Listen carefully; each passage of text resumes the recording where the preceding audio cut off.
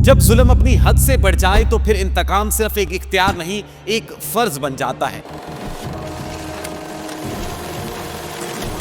आज हम बात कर रहे हैं उस जंग की जहां एक कौम अपनी सरजमीन, अपनी इज्जत और अपने शोहदा के लिए खुद खड़े हो गए हैं और जंग कर रहे हैं।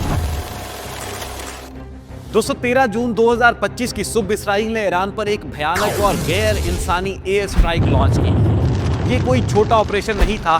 फाइटर जेट्स, ड्रोन्स और मिसाइल से ईरान के कई शहरों को निशाना बनाया गया। लेकिन सवाल यह है कि किस जुर्म की सजा दी गई आखिर ईरान को?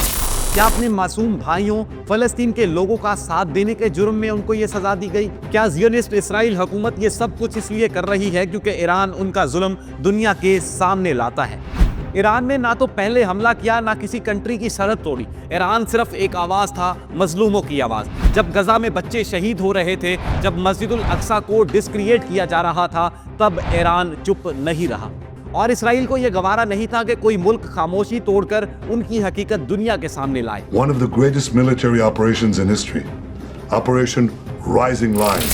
इसीलिए उन्होंने ईरान के खिलाफ वॉर लॉन्च की, जिसे वो ऑपरेशन राइजिंग लाइन कह रहे हैं, मगर असल में वो ऑपरेशन ज़ियोनिस्ट जुल्म के नाम से होना चाहिए था। इस इस्राएली अटैक में ईरान के कई शहरों में सिविलियन एरिया को टारगेट किया गया। इस्फहान और नेटन्स जैसे मकामात पर न सिर्फ मिलिट्री बल्कि जनरल पब्लिक को भी निशाना बनाया गया। Dozens of targets around the country, destroying a section of the Natanz facility, Iran's main nuclear enrichment plant. 224 से ज्यादा लोग शहीद हुए, जिनमें औरतें, बच्चे और बुजुर्ग भी शामिल हैं। लेकिन ईरान ने डर के पीछे छुपने का रास्ता नहीं चुरा। ईरान ने जवाब दिया, इज्जत के साथ, वफादारी के साथ और एक पैगाम के साथ कि हम तुम्हारे जुल्म के सामने कभी भी नहीं झुकेंगे। The Islamic Republic of Iran's powerful and legitimate response will make the enemy regret its stupid act, he said.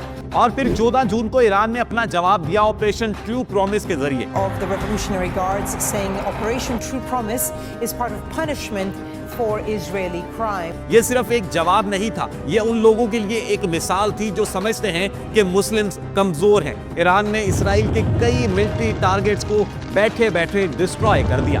Hamas, Hezbollah और रेजिस्टेंस फ्रंट सब ईरान के साथ खड़े हो गए। इस ऑपरेशन में तल अवीव और इसराइल के दूसरे शहरों में सायरन बजने लगे। लोग बंकर्स में छुप गए और ज़ियोनिस्ट हुकूमत को पता चल गया कि अब खेल उनके हाथ में नहीं रहा। मगर दोस्तों यहाँ पर सबसे दर्दनाक बात यह है कि दुनिया की खामोशी, यूएन, यूएस, यूरोप सब ने सिर्फ स्टेटमेंट दिए, लेकिन जुल्म के खिलाफ कोई कदम नहीं उठाया गया।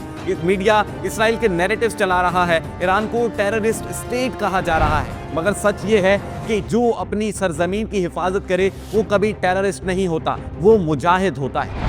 ईरान के लोगों ने अपने खून से ये साबित किया कि इज्जत, वफादारी और आज़ादी किसी भी मिसाइल से ज्यादा ताकत रखती है। दोस्तों ये जंग सिर्फ इसराइल और ईरान की नहीं, ये हक और बातिल की जंग है। ईरान इस वक्त दुनिया के जुल्म के खिलाफ एक दीवार बनकर खड़ा है। हमारी जिम्मेदारी है कि हम सच का साथ दें, मीडिया की झूठी हेडलाइन से निकलकर असलियत को देखें। दुआ करें कि यह फितना रुक जाए और हर मजलूम कौम को इंसाफ मिल सके। जो लोग अपने मुल्क के अंदर रह रहे हैं वो पुरअमन तरीके से अपने मुल्क के अंदर रहकर अपने बच्चों के साथ एक खुशहाल जिंदगी गुजार सके।